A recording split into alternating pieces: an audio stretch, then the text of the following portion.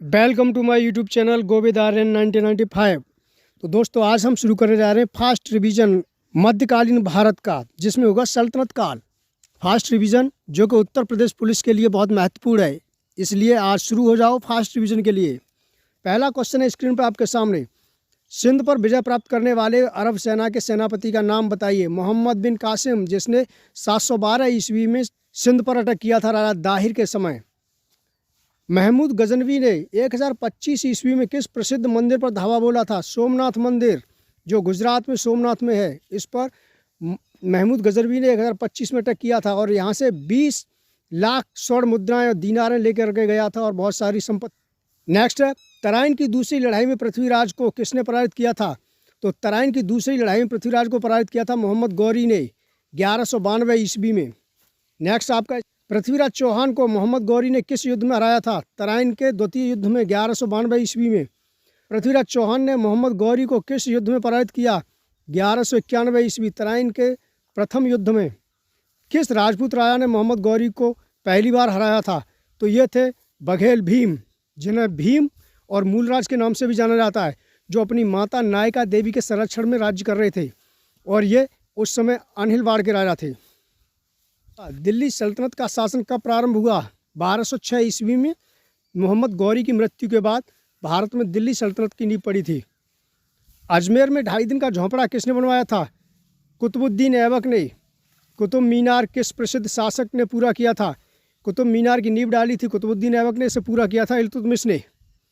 दिल्ली के सुल्तान पद संभालने से पहले बलबन किस सुल्तान का प्रधानमंत्री था? तो बलबन नासिरुद्दीन महमूद का प्रधानमंत्री था, जिसकी हत्या करके वह गद्दी पर बैठा था। दिल्ली का पहला प्रभुत्व संपन्न सुल्तान कौन था? इल्तुतमिश।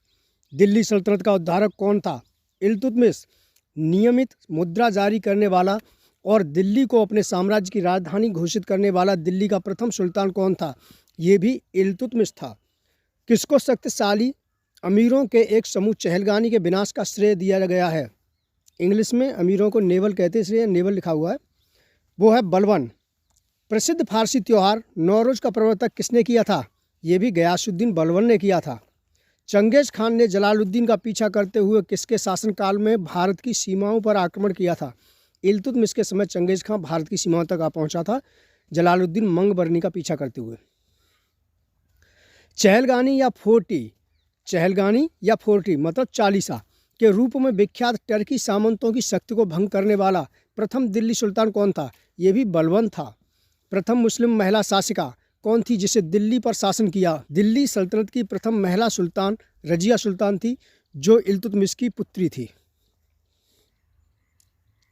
रजिया सुल्तान किसकी बेटी थी? इल्तुतमिश की बेटी थी वो। वे दो वंश कौन थे जिन्होंने खिलजी शासकों से तत्काल पहले और बाद में शासन किया था? गुलाम तथा तुगलक। गुलाम वंश ने खिलजियों से पहले और तुगलक ने खिलजियों के बाद शासन किया था। दिल्ली के खिलजी सुल्तान कौन थे? तुर्क थे। दिल्ली के खिलजी सुल्तान तुर्क थे। स्वयं को दूसरा सिकंदर कहने वाला सुल्तान था अलाउद्दीन खिलजी। अलाउद्दीन खिलजी स्वयं को दूसरा सिकंदर सानी कहा करता था। सल्तनत वंश की विशालतम स्थायी सेना जिसका भुगतान सीधा राज्य द्वारा किया जाता था, किसने बनाई थी? मोहम्मद बिन तुगलक ने। लेकिन इनसे भी पहले अलाउद्दीन खिलजी ने भी स्थायी सेना का निर्माण किया था। मलिक काफूर जनरल था अलाउद्दीन खिलजी का। मदुरई तक सफलतापूर्वक बढ़ने वाला दिल्ली का जनरल कौन था? ये भी मलिक काफूर ही था, जिसने मदुरा विजय की थी। दक्षिण विजय करने का मिशन अलाउद्दीन खिलजी ने किसे सौंपा था? मलिक काफूर को। बाजार विनिमय प्रणाली आरंभ की गई थी अलाउद्दीन खिलजी द्वारा। वह सुल्तान कौन था जिसने खलीफा के अधिकार को मानने से इनकार कर दिया था? वह सुल्तान कौन था जिसने खलीफा के अधिकार को मानने से इनकार कर दिया? अलाउद्दीन खिलजी। आगे चल करके इसके उत्तराधिकारी मुबारक खां खिलजी ने तो खुद ही खलीफा की उपाधि धारण कर ली थी, खलीफतुल्ला कह के। खलीफतुल्ला उपाधि किसकी थी? मुबारक खां खिलजी की। किसे भारत का तोता कहा जाता है? अमीर खुसरो। अमीर खुसरो को भारत का तोता अर्थात तूतियाए हिंद कहा जाता है। बलबन से लेकर गयासुद्दीन तुगलक तक सभी सुल्तानों के संरक्षण में कौन रहा था? अमीर खुसरो।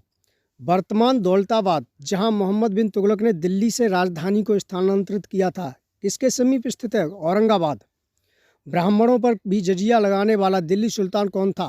फिरोज तुगलक। भारत में चमड़े की प्रतीक मुद्रा किसने प्रारंभ की? मोहम्मद बिन तुगलक ने। मनियरों का राजकुमार किसे कहा जाता है? मोहम्मद बिन तुगलक को। कुतुब मीनार को जैसे हम आज उसे देखते हैं अंततः पुनर्निर्माण किया गया था फिरोज तुगलक द्वारा। जब फिरोज तुगलक के समय कुतुब मीनार पर बिजली पड़ गई थी जिससे कि उसकी ऊपरी मीनार टूट गई थी, तो फिरोज तुगलक ने उस टूटी हुई मीनार की मंजिल को एक मंजिल की जगह डबल मंजिल करा दिया और उसे अंतिम निर्माण कराया। हम कह सकते हैं कि कुतुब मीनार का अंतिम निर्माण फिरोज तुगलक के द्वारा कराया गया है। किस वंश के सुल्तानों ने सबसे अधिक समय तक शासन किया था? तुगलक वंश। किस सुल्तान ने सती प्रथा को रोकने का प्रयास किया? मोहम्मद बिन तुगलक ने। यात्री इब्न बतूता कहाँ से आया था? मोरक्को, अफ्रीका से। इब्न बतूता किसके शासन में भारत आया था? मोहम्मद बिन तुगलक के। इब्न बतूता की पुस्तक का नाम था रेहला। लोदी वंश का संस्थापक कौन था? बहलोल लोदी। सर्वप्रथम भारत में जजिया कर लगाने का श्रेय सिंध के विजेता मोहम्मद बिन कासिम को दिया जाता है। उसने किस वर्ग को इस कर से पूर्णतः मुक्त रखा था? वो थे ब्राह्मण। ब्राह्मणों को इसने जजिया कर से मुक्त रखा था। ढिल्लिका दिल्ली नगर की स्थापना की थी तोमरों ने दिल्ली की स्थापना की थी। उसे शासक का नाम क्या है जिसने विजय स्तंभ कीर्त स्तंभ का निर्माण कराया था? ये थे चित्तौड़गढ़ के राजा राणा कुंभा। भारत पर पहली बार आक्रमण करने वाला कौन था? भारत पर पहली बार आक्रमण किया था वो था अरब आक्रमणकारी मोहम्मद बिन कासिम 712 ईस्वी में, जिसने सिंध पर आक्रमण किया था राजा दाहिर के समय। पृथ्वीराज रासो किसने लिखा था? चंदबरदाई। ये पृथ्वीराज चौहान के कवि थे चंदबरदाई, इन्होंने पृथ्वीराज रासो लिखा था। दिलवाड़ा मंदिर कहाँ पर स्थित है? दिलवाड़ा मंदिर जो है वो आबू पर्वत पर स्थित है, राजस्थान। खजुराहो स्थित मंदिरों का निर्माण किसने किया था? चंदेल शासकों ने, चंदेल राजपूतों ने खजुराहो मंदिरों का निर्माण किया था। विजय स्तंभ कहाँ स्थित है? चित्तौड़गढ़। लिंगराज मंदिर की नींव डाली थी ययाति केसरी ने। लिंगराज मंदिर की नींव ययाति केसरी ने डाली थी। सोमनाथ के मंदिर पर 1025 ईस्वी में महमूद गजनबी के आक्रमण के समय गुजरात का शासक कौन था? भीमदेव, जिसे मूल राज के नाम से भी जाना जाता। अनहिलवाड़ के राजा थे। ये अपनी माता नायका देवी के संरक्षण में शासन कर रहे थे। इन्होंने ही मोहम्मद गौरी को सबसे पहले भारत में पराजित किया था। ब्लैक पैगोडा है कोणार्क में।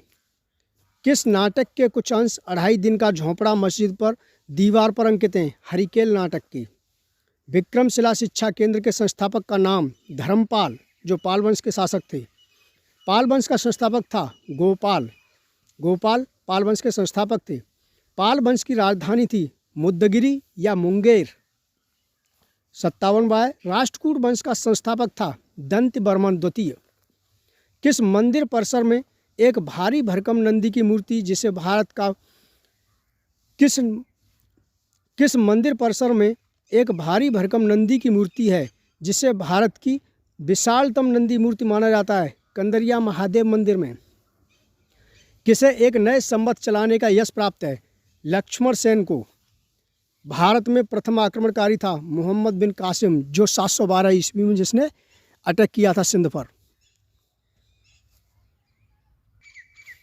गीत गोविंद के रचनाकार जयदेव किसकी सभा को अलंकृत करते थे? लक्ष्मण सेन की।